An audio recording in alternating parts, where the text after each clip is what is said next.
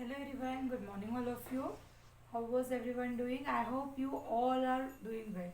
So student, today we are going to start new lesson which is motion and time. Okay. So student, in this lesson we learn about motions and time. Okay. So student, first I would like to introduce topic that we will cover in this lesson. Okay. So first topic is that slow or fast. Okay. First topic is that slow or fast means कि हम इसमें compare करेंगे vehicles बस कि कौन सी fast है कौन सी नहीं. तो स्लो और फास्ट जो टर्म है उसके बारे में हम स्टडी करेंगे. After that next topic speed. Okay. So student, in this topic we learn about what is speed and what is the units of the speed. Okay. Then next topic is that measurement of time. Okay. So in this topic we learn about how to measure time. Okay. Then next in this topic we also discuss the subtopic which is that units of time and speed. Okay. तो हम units जो है तो speed और times की units के बारे में भी हम डिस्कस करेंगे. Then next topic is that measuring speed. Okay. How can we measure the measuring speed. मतलब अगर किसी दो ऑब्जेक्ट के में अगर स्पीड मेजर करना है तो वो कैसे मेजर करेंगे हम उसके बारे में भी स्टडी करेंगे डिटेल में. Then next distance time graph. Okay. How to draw the distance type graph. So we can also learn this topic. Okay. In details. So student, you already know that time measure by watch. Yes. आपको पता है कि हम clock के help से हम क्या करते हैं टाइम मेजर करते हैं. Yes. So student, today's topic is that slow or fast. So let's see the first topic, slow or fast. Okay. Number 13, motion and time.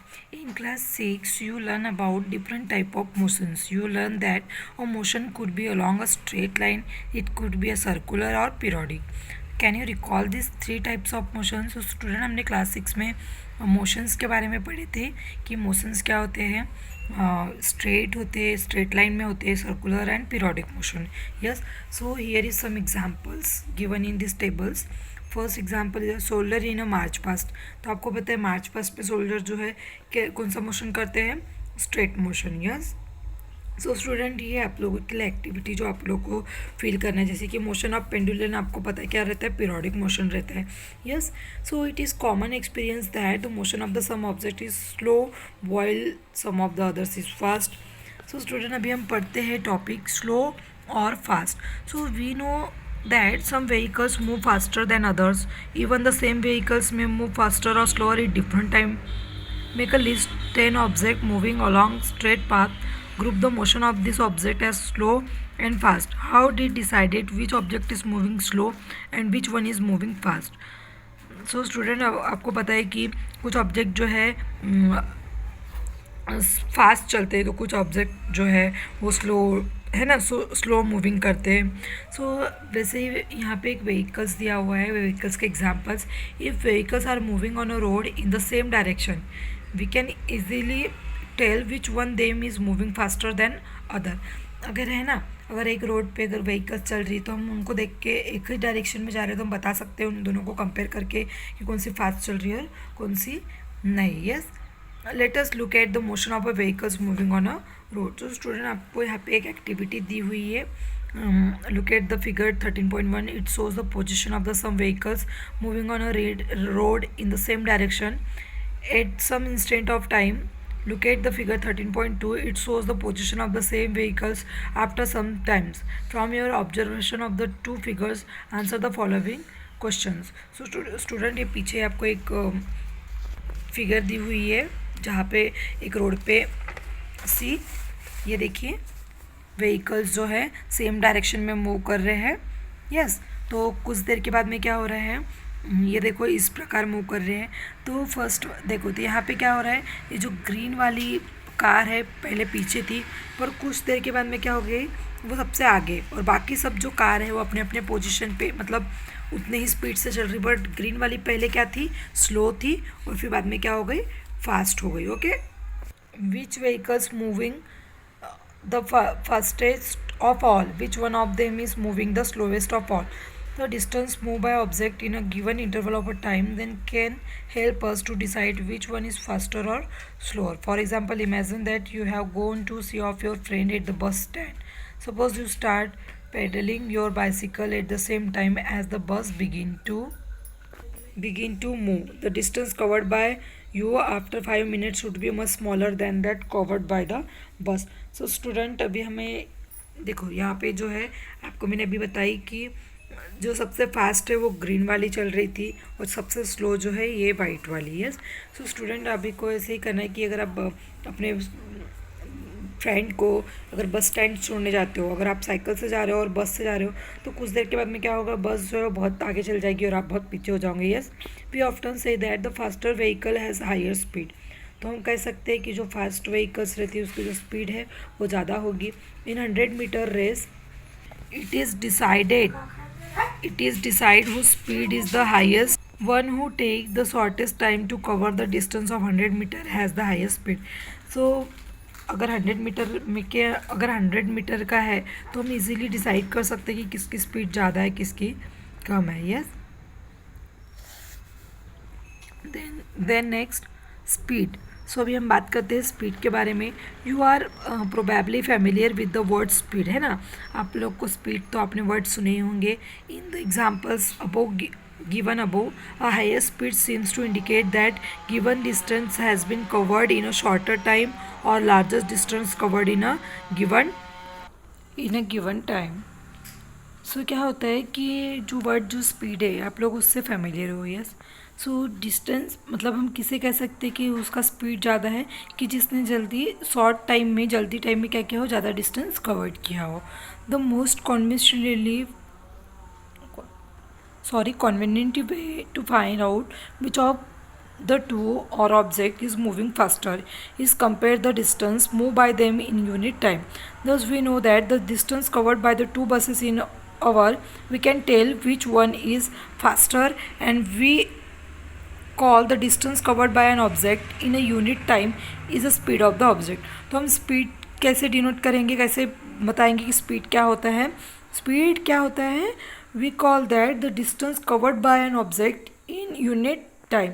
तो एक यूनिट टाइम में जितना स्पीड क्या होगा कवर्ड होगा उसे हम कहेंगे उस ऑब्जेक्ट की speed. Okay, when we say that a car is moving with a speed 50 km per hour, it is implies that it cover a distance of the 50 km in hour. yes, अगर हम कहते हैं कि वो 50 kilometre एक घंटे में travel करती तो इसका मतलब उसकी जो स्पीड कितनी है, 1 आवर की 50 किलोमीटर, है ना। However car seldom move with the constant speed for 1 hour. In fact it start moving slowly and then pick up speed. So when we say that the car has a speed of 50 km per hour, we usually consider only the total distance covered by it in 1 hour. We do not bother whether the car has been moving with constant speed or not during that hour. The speed calculated here is actually the average speed of the car. In this book we shall use the term speed for average speed. So for us the speed is the total distance covered divided by the total time taken. So speed को हम कैसे measure करेंगे, total distance जो covered हुआ है object का, total time taken, उसने जितना टाइम लिया है उस टाइम में। ओके, तो उससे क्या निकल जाएगी हमारी speed. Okay, so in everyday life seldom find object moving with the constant speed over a long distance for a long duration of a time. If the speed of an object moving along a straight line keeps changing, its motion is said to be non-uniform. On the other hand, one object moving along a straight line with constant speed is said to be a uniform motion. So दो प्रकार के motions हैं, एक uniform है एक non uniform. तो uniform motion मतलब क्या कि वो एक स्ट्रेट लाइन पे कांस्टेंट स्पीड में चलते जा रहेगा, उसको बोलेंगे यूनिफॉर्म मोशन। और नॉन यूनिफॉर्म मतलब वो अपनी स्पीड को चेंज करते जाएगा, तो ऐसे इसको हम क्या बोलेंगे, non uniform motion. Okay, in this case average speed is the same as the actual speed. तो एवरेज स्पीड जो रहेगी वो एक्चुअल स्पीड की क्या रहेगी, इक्वल रहेगी। We can determine the speed of an given object, we can measure the time taken by its cover by certain distance. In class 6 you learn how to measure distances, but how do we measure time?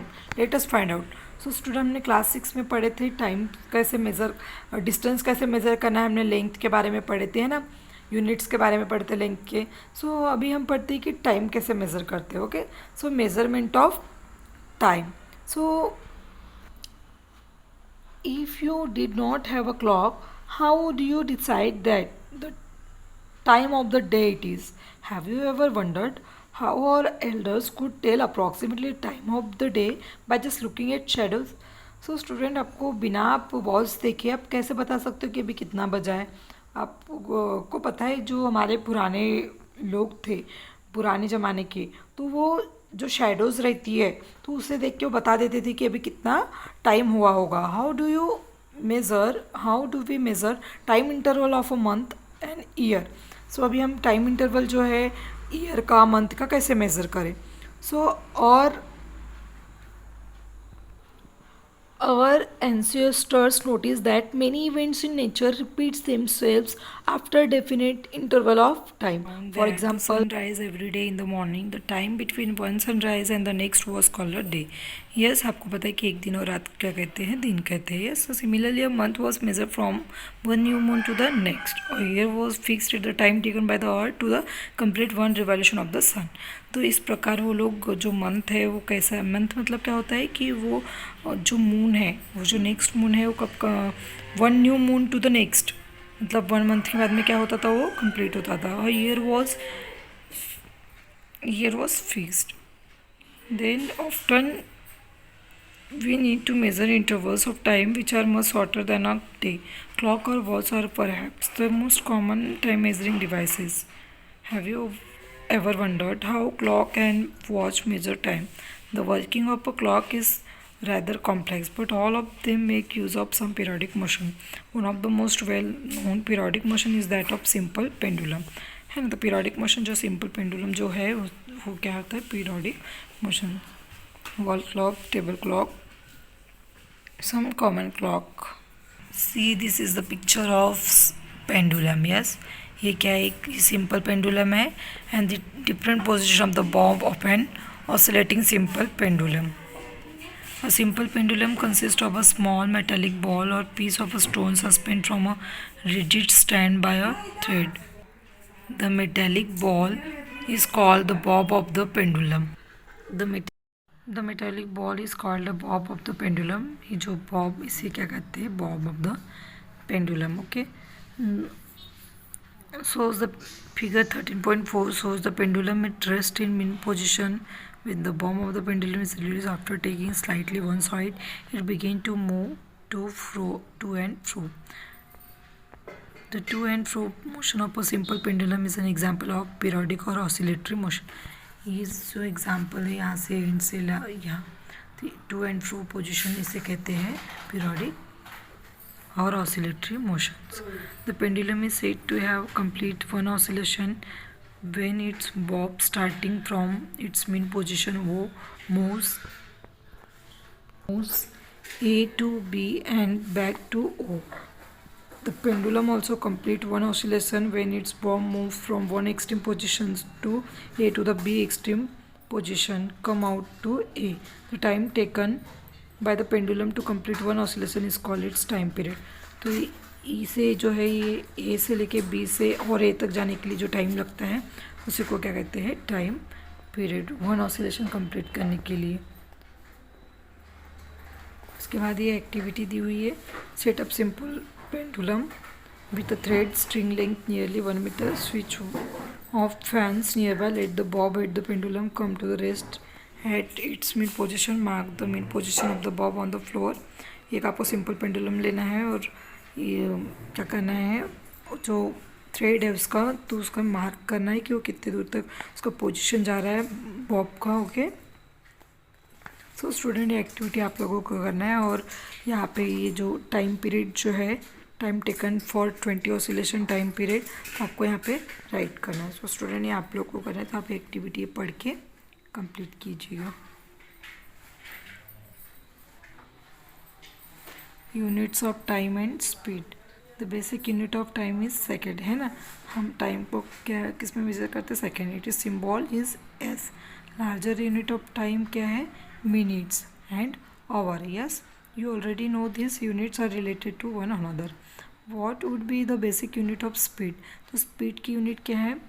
Speed मतलब क्या होता है? Distance upon time, and the basic unit of speed is meter per second. Of course, it is could be expressed in other units such as meter per minute or kilometer per hour. Okay? You must remember that the symbol of all units are written in singular. For example, we 50 kilometer and 50 kilometers or 8 kilometer and not centimeters. So हम single unit में लेते हैं 8 kilometre ही लिखेंगे, kilometres नहीं लिखेंगे. Okay यहाँ पे एक एक्स्ट्रा नॉलेज दिया हुआ है आप लोग को, तो आप ये पढ़ लीजिएगा. एक्स्ट्रा नॉलेज है पेंडुलम के बारे में. स्टूडेंट ये जो नेक्स्ट टॉपिक है वो हम लोग नेक्स्ट वीडियो में पढ़ेंगे. So student till then bye.